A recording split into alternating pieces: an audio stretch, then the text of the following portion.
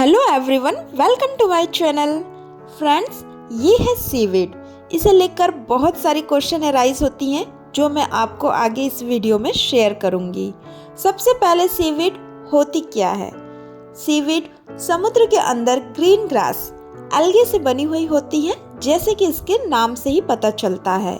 ये आपको दो फॉर्म में देखने को मिलेंगी, एक इसकी लिक्विड फॉर्म और आपको ग्रैन्यूल्स फॉर्म। लिक्विड फॉर्म में यदि आप लेते हैं तो इसकी बॉटल के पीछे आपको इसके इंस्ट्रक्शन लिखे हुए होते हैं कि इसे आपको कितनी क्वांटिटी में देनी होती हैं। और यदि आप ग्रैन्यूल्स फॉर्म में इसे देते हैं तो मैं आप लोगों के साथ इस वीडियो में शेयर करूंगी कि आपको ग्रैन्यूल्स फॉर्म में इसे प्लांट्स में कितनी देनी है।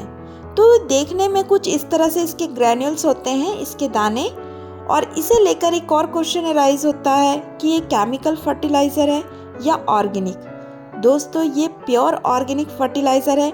आप इसे fruiting plant, vegetable plants, flowering plant सभी में दे सकते हैं।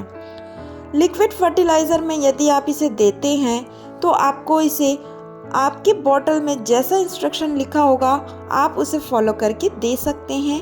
मेरे बॉटल में 1 लीटर पानी में 5 से 6 ml लिखा हुआ था, तो यहाँ मैं 4 से 5 लीटर पानी ले ली हूँ और मैं उसे अपने अंदाजे से इसमें डालकर इसे डाइल्यूट कर लूँगी। आप इसे इस तरह से पानी में डाइल्यूट कर लेंगे और आप इसे अपने प्लांट्स में दे सकते हैं। इस फर्टिलाइज़र में NPK, नाइट्रोजन, पोटेशियम, फास्फोरस होता है जो हमारे प्लांट्स की ग्रोथ के लिए रिच सोर्स होता है। इसमें बहुत सारे माइक्रोन्यूट्रिएंट होते हैं जिससे हमारी प्लांट्स की ग्रोथ अच्छी होती है। साथ ही साथ सॉइल भी बहुत अच्छी बनती है। कई बार हमारे फ्लावरिंग प्लांट में हम केमिकल फर्टिलाइज़र यूज़ करते हैं तो सॉइल ख़राब हो चुकी होती है, तो इस फर्टिलाइज़र को डालने से हमारी सॉइल भी बहुत अच्छी बनती है। इस फर्टिलाइज़र को हम कौन से फॉर्म में दें, लिक्विड या ग्रैन्यूल्स? तो दोस्तों, आप इसे अपने चॉइस के अकॉर्डिंग, कन्वीनियंस के अकॉर्डिंग दे सकते हैं। दोनों ही बेस्ट होती हैं, बहुत अच्छे वर्क करते हैं। जब भी आप इसे लिक्विड फॉर्म में देते हैं तो आप मिट्टी की अच्छी तरह से गुड़ाई कर लीजिए और कोशिश करिए कि मिट्टी सूखी हुई हो, जिससे जब हम इसमें वाटरिंग करें तो ये लिक्विड फर्टिलाइज़र को प्लांट्स अच्छी तरह से एब्जॉर्ब करें, जिससे प्लांट्स की बहुत अच्छी तरह से ग्रोथ हो सके। दोस्तों, तो ये फर्टिलाइज़र को हमें अपने प्लांट्स को कब और कितनी देनी है, तो आप इसे महीने में एक बार अपने प्लांट्स को दे सकते हैं। और इसे आप थोड़ा या ज़्यादा हो जाता है कोई फ़र्क नहीं पड़ता, क्योंकि ये ऑर्गेनिक फर्टिलाइज़र है। पर आप कोशिश करिए कि महीने में एक बार अपने फ्लावरिंग प्लांट में दें। यदि आप इसे वेजिटेबल प्लांट में देते हैं तो साथ ही साथ उसमें गोबर की खाद या वर्मी कंपोस्ट भी यूज़ करें तो ज़्यादा अच्छा होता है।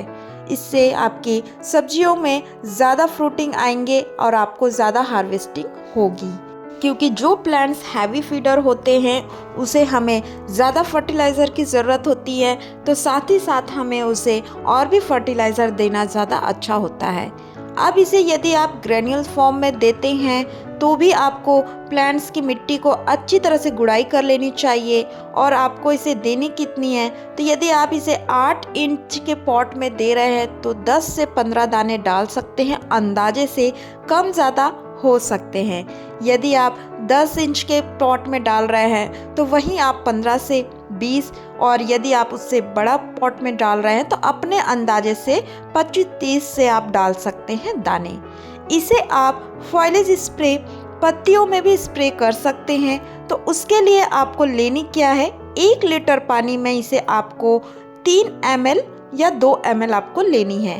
यदि हम इसे डायरेक्ट मिट्टी में डालने के लिए डाइल्यूट कर रहे हैं तो वहीं आपको 1 लीटर पानी में 5 से 6 ml लेनी थी। और यदि आप इसे फॉइलेज स्प्रे के लिए यूज़ कर रहे हैं तो आपको उसकी क्वांटिटी कम करनी होगी, 2 से 3 ml लेनी होंगी, जिससे हमारे बहुत से प्लांट्स की जो पत्तियां होती हैं इससे उसे डायरेक्ट उसके स्प्रे करने से अफेक्ट हो जाती हैं।